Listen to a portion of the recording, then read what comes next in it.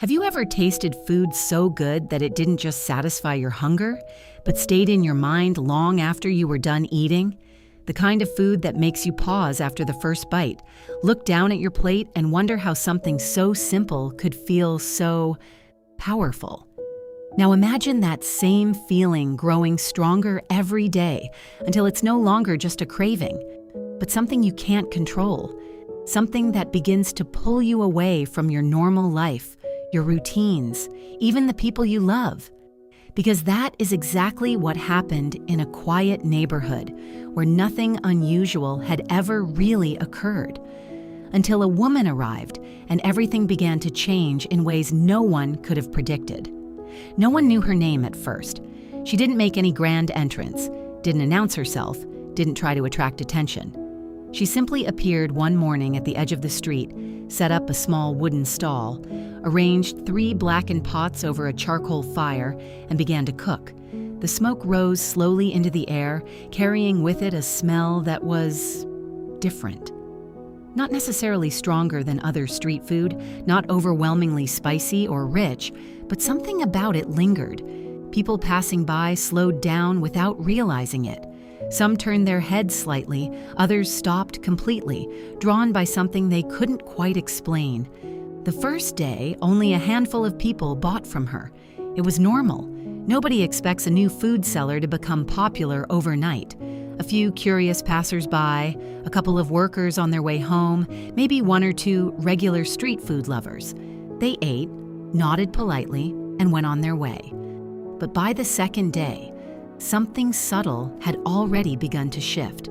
Those same people came back, not because they were hungry, but because they wanted that food again.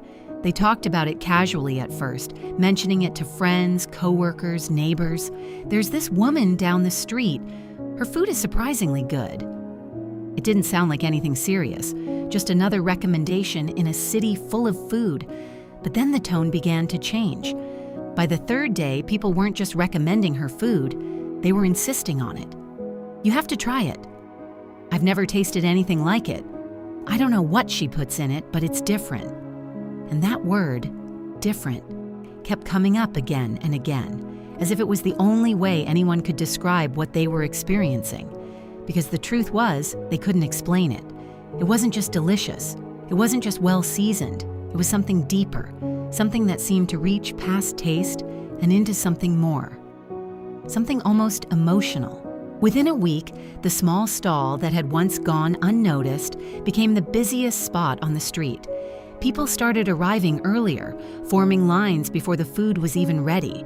Workers adjusted their lunch breaks just to make sure they could get a plate before it finished.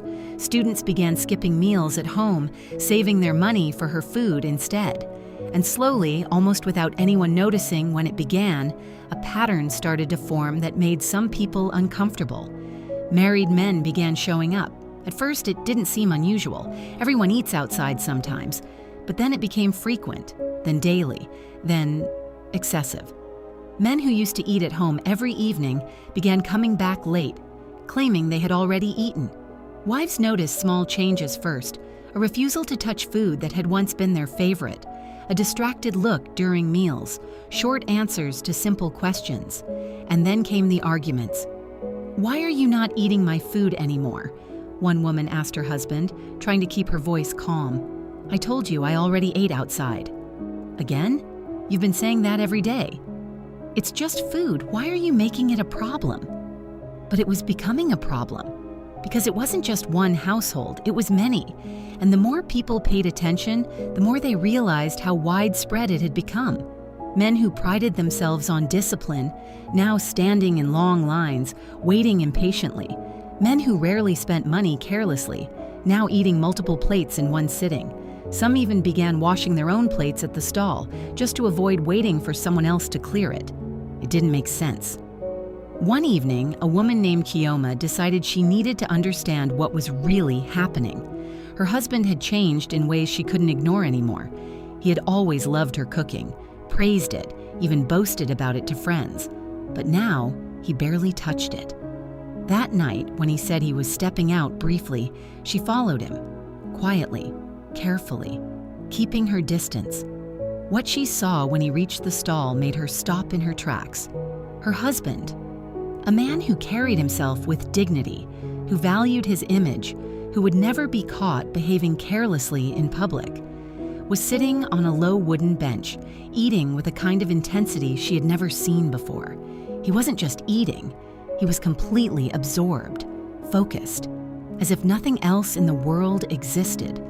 Around him were other men, equally immersed, some barely speaking, others eating so quickly it almost looked frantic. And for a moment, Kioma felt something she couldn't quite name. Not just anger, not just confusion, but fear. Because it didn't look normal. As the days passed, more disturbing things began to surface. People started missing work. Some lost focus entirely, unable to concentrate on anything that didn't involve that food. A few began spending beyond their means, choosing to eat there multiple times a day instead of managing their finances responsibly.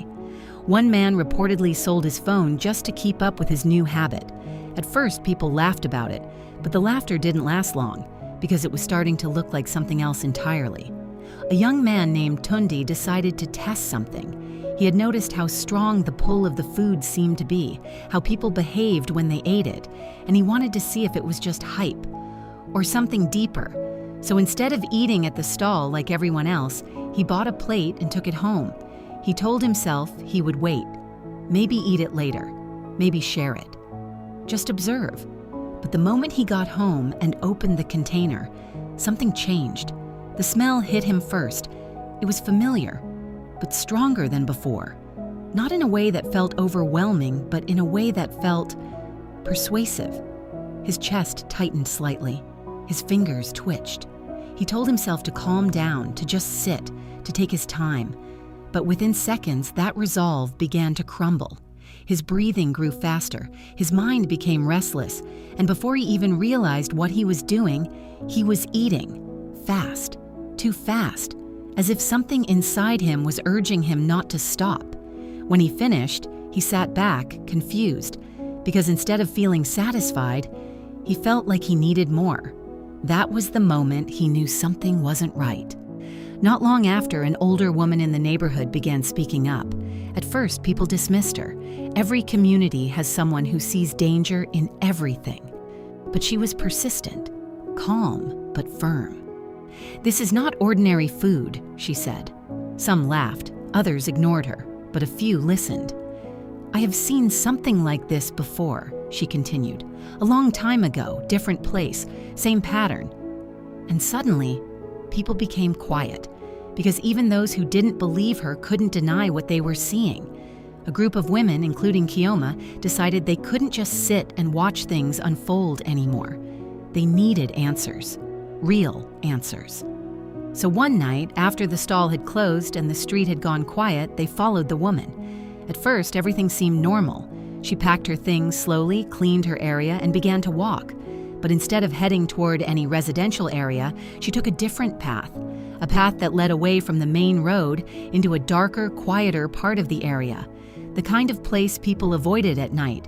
They followed from a distance, their hearts beating faster with every step.